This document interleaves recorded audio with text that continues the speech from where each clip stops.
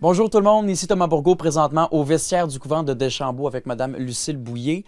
Vous m'avez permis de vous appeler Lucille, Mme Bouillé. Alors, ce sera Lucille pour l'entrevue.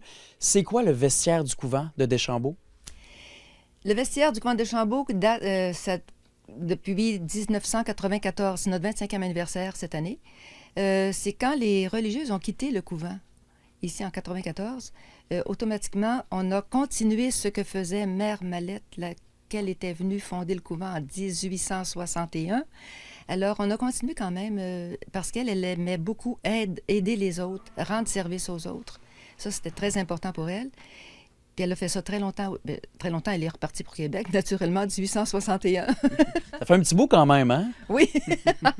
Alors, mais ça a toujours continué, ça. Même s'il y a eu ici l'éducation, l'enseignement pour les filles et les garçons, là. Mais à un moment donné, il y avait quand même toujours l'aide à ceux qui ont besoin. Ça, c'était très important.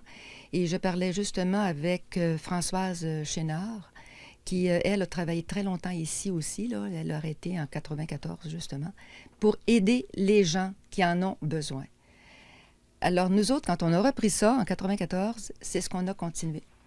Aider, mais peut-être pas de la même façon. Parce qu'ici, on ne donne pas les choses, on les vend à un prix très bas. Des prix comme quoi? 50 sous, une pièce et demie, quelque chose qu'on payerait 60 $ ou 75 dans les magasins. Et les vêtements, si on parle de vêtements, ils sont très bien. Les bénévoles ici font le tri.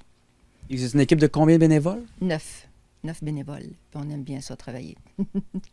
Ça paraît. Et les gens viennent vous porter leurs vêtements? Comment on procède? Ils peuvent venir porter les vêtements. Il y a un bac, pas loin en avant du couvent ici. Et c'est marqué Saint-Vincent-de-Paul. Mais c'est pas, en réalité, c'est pour le vestiaire. Alors, on peut mettre ça dans ce bac-là, tout simplement. Et puis, personne ne peut l'ouvrir, excepté la personne qui a la clé. Et après ça, on fait, nous autres, le ménage. On fait le tri de ça. Lucille, ça fait combien d'années que vous êtes avec le vestiaire du couvent? 1994. Êtes-vous heureuse que j'ai posé la question? 25 ans. Donc, vous étiez là depuis le tout début. À quel point ça a évolué? Mais au tout début, là, ceux qui ont commencé ça ici, qui ont organisé ça après le départ des religieuses, là, c'est Albert Morin et sa femme Aline Chénard et Marie-Paul Yvon, la femme du docteur Yvon. C'est eux autres qui ont commencé ça, en réalité, le vestiaire tel qu'on le connaît aujourd'hui. Ça fait 25 ans. Et le but, c'est de redonner. J'imagine que c'est la raison pour laquelle vous vous impliquez au vestiaire. Bien sûr, absolument. Si on a un bon vêtement, pourquoi le jeter? Ça peut servir à quelqu'un, à n'importe qui. Et certaines personnes, on s'en parlait avant l'entrevue, c'est bon, c'est des vêtements qui ont déjà été portés. En même temps, vous n'êtes pas de cet avis-là, il faut venir ici, il faut acheter à un prix très modeste les vêtements. Bien sûr, pourquoi pas? Les gens ont des voitures usagées. Ben oui, c'est correct ça. Et j'ai compris pourquoi on dit vestiaire, on arrive ici et il y a tellement de vêtements. Allez-vous manquer d'espace bientôt? Nous en manquons. D'où les rénovations? Non, pas les rénovations, ça ne regarde pas le vestiaire comme tel. Mais nous autres, le vestiaire, on demande présentement, puis on espère que la municipalité va faire quelque chose parce que, vous avez vu, on a besoin d'espace. J'espère qu'on va en avoir. On dirait un peu la grotte d'Ali Baba, là. C'est des trésors un petit peu partout. Lucille, oui. Vous diriez quoi aux gens qui nous regardent présentement à CJSR pour les convaincre de venir porter ou d'acheter les vêtements? Vous êtes les bienvenus. Nous autres, on a toujours les bras ouverts. Venez. Il n'y a pas aucun problème. N'importe qui, le lundi, de 1h à 3h, ici, c'est ouvert.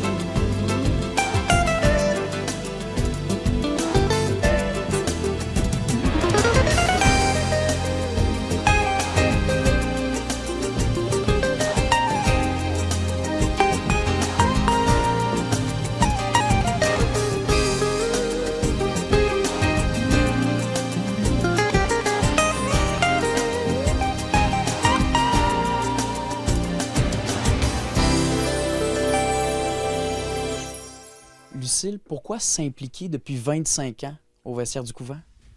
J'ai toujours aimé aider les autres. Puis c'est quelque chose...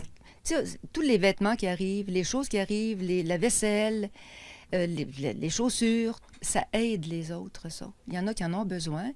Puis tu sais, je veux dire, comme je disais tantôt, au lieu de payer 75 150 $, tu le payes 2 puis 3 puis 50 sous. Tu sais, pourquoi pas venir ici, en profiter?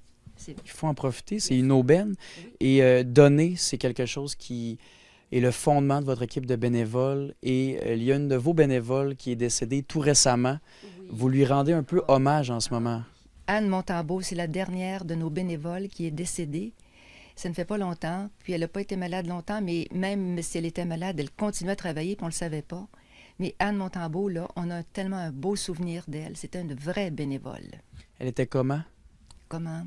Sa personnalité, ce qui faisait en sorte qu'elle se démarquait vraiment? Elle allait vers les autres facilement. Elle était toujours de bonne humeur. Ça, c'est marquant, là. Mais pour elle, aider les autres, c'était marquant. Lucille, si on veut venir au vestiaire, par où il faut passer, à quelle adresse il faut aller exactement? Vous montez, vous venez à Deschambault. Vous prenez la rue de l'Église. Facile, hein? La rue de l'Église, vous regardez le clocher, vous le voyez. Il y a des signes qui ne trompent pas, hein? Non. Alors, vous montez la rue de l'Église et vous passez devant l'Église et puis c'est tout de suite à votre droite après ça. Lucille, merci beaucoup pour l'entrevue. Continuez de faire ce que vous faites si bien. Merci beaucoup. Merci. Bonjour à tout le monde. Bonjour à tout le monde.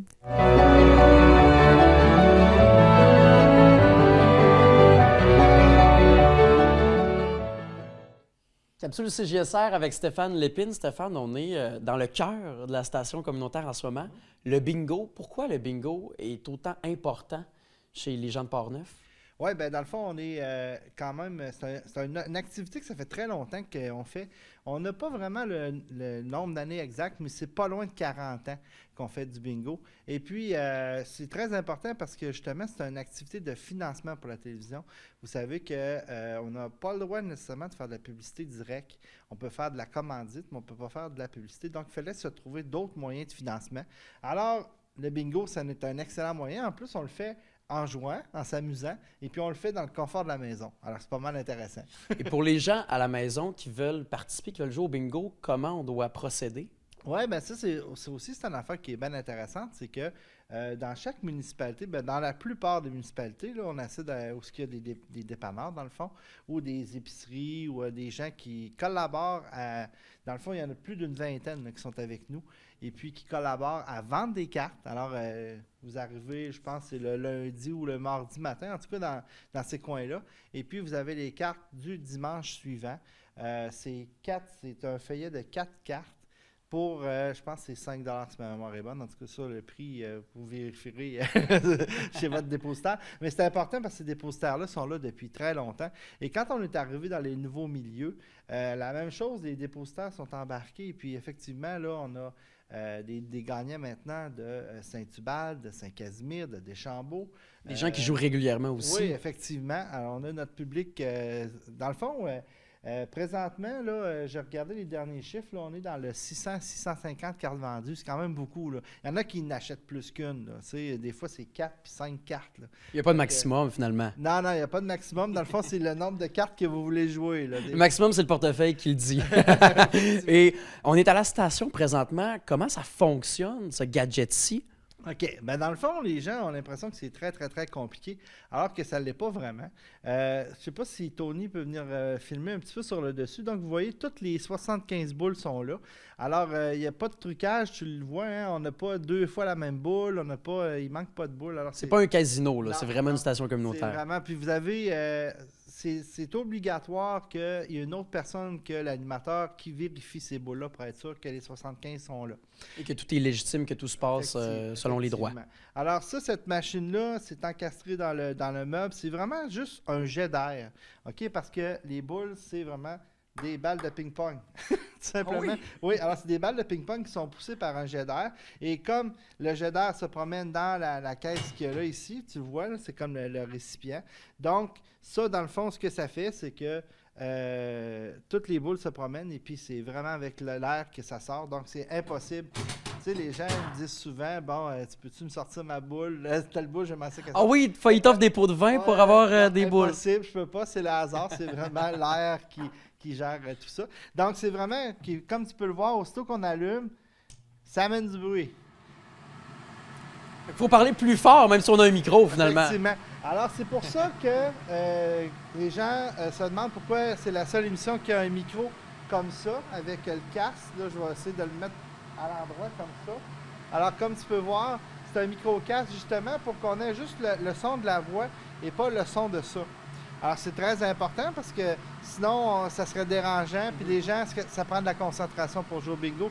Parce que, comme je vous disais, les gens souvent vont jouer à 12 cartes, 16 cartes. Donc, si on commence à distraire les gens, ben, avec ce bruit-là ou n'importe quoi, ben, c'est ça. Fait qu'on essaie de faire ça le plus, excusez l'expression, le plus tranquille possible pour que les gens soient concentrés. Donc, c'est important pour l'animateur d'avoir le micro-casque et c'est important également pour l'animateur d'avoir le cahier Bourgogne qui est devant toi. Ça sert à quoi, ce cahier-ci? Alors ça, c'est un espèce de cahier qui permet à l'animateur c'est une espèce d'aide-mémoire, mais c'est hyper important. Ça a été fait par plusieurs personnes au fil des ans et on a tout le temps raffiné la technique, je pourrais dire.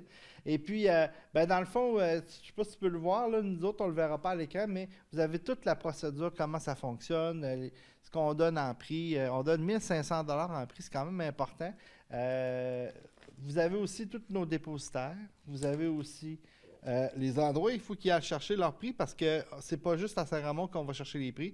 On peut aller chercher les prix à Saint-Marc, à Sainte-Catherine, à Shannon, à Rivière-à-Bière, à Saint-Casimir, à Saint-Hubert. Donc, on a pris des points un petit peu centraux pour justement aller chercher. Vous avez aussi les procédures. Vous avez aussi un gâteau d'anniversaire qui est donné à chaque il est bon en plus. semaine. Ah, je sais pas, je n'ai pas goûté. J'ai jamais gagné. Peut-être faut que tu t'achètes une coupe de cartes de plus aussi. Non, c'est pas, ça passe avec la carte de membre, ça. Et puis, bien sûr, il faut réagir rapidement aussi quand il y a plus qu'une personne qui gagne. Donc, vous avez aussi tous les prix qui sont divisés en différents types.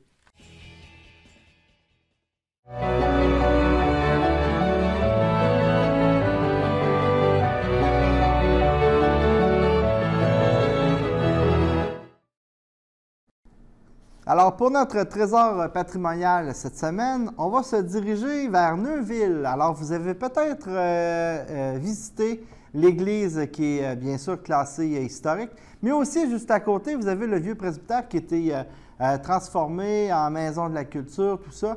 Et puis, juste en avant du vieux presbytère, vous avez une plaque qui est bien intéressante et vous voyez justement le dessin à l'arrière de moi. C'est une bataille navale qui a eu lieu juste en face de la ville de Neuville, qui impliquait entre autres Vauclin. Alors, vous voyez justement le panneau présentement à l'écran. C'est un panneau que vous retrouvez juste en face du vieux presbytère et vous pouvez lire un petit peu qu'est-ce qui est marqué. Sauf que sur le site internet de la ville de Neuville, on a une histoire un petit peu plus longue qui a été rédigée par M. Feu Marc Rouleau. Ça vaut la peine que je vous en fasse un petit peu la lecture. Alors, lors de la guerre précédant la conquête de 1759, Neuville fait partie des lignes de défense établies par Bougainville qui s'étendent de Québec jusqu'à Fort-Jacques-Cartier de Donnacona, mais c'est vraiment dans le secteur Cap-Santé, le Fort-Jacques-Cartier. D'ailleurs, c'est une autre chronique qu'on va faire un petit peu plus tard en saison. Les Anglais font une descente à Pointe-aux-Trembles. Ça, c'est un des secteurs de Neuville qui s'appelait Pointe-aux-Trembles à l'époque. D'ailleurs, je ne sais pas si vous le saviez, Pointe-aux-Trembles et Neuville, c'était deux municipalités qui ont fusionné dans les années 90. Alors, et capture plus de 200 femmes et enfants. Le 7 août 1759, une tentative de débarquement anglais à Neuville échoue. Les Anglais laissent 300 hommes sur le terrain. Et le 16 mai 1760, le capitaine de frégate Vauclin ramène son vaisseau l'Atalante à Neuville, mais il est poursuivi, comme vous voyez sur le dessin en arrière, par deux frégates anglaises qui coulent l'Atalante, alors que Vauclin venait de l'échouer sur la batture devant l'église afin d'en permettre l'évacuation à Neuville. Dans la nuit du 17 au 18 mai, une tempête en plus s'élève et le Lowestoft, l'une des deux frégates anglaises, rompit ses amarres et sombra à l'est de Neuville. Donc, il y a un bateau dans le fleuve juste en face. Et le 31 décembre 1775, les armées américaines, ça c'est 15 ans plus tard, d'Arnold de Montgomery, qui avait effectué leur jonction à la Pointe-aux-Trembles, tentent de s'emparer de Québec.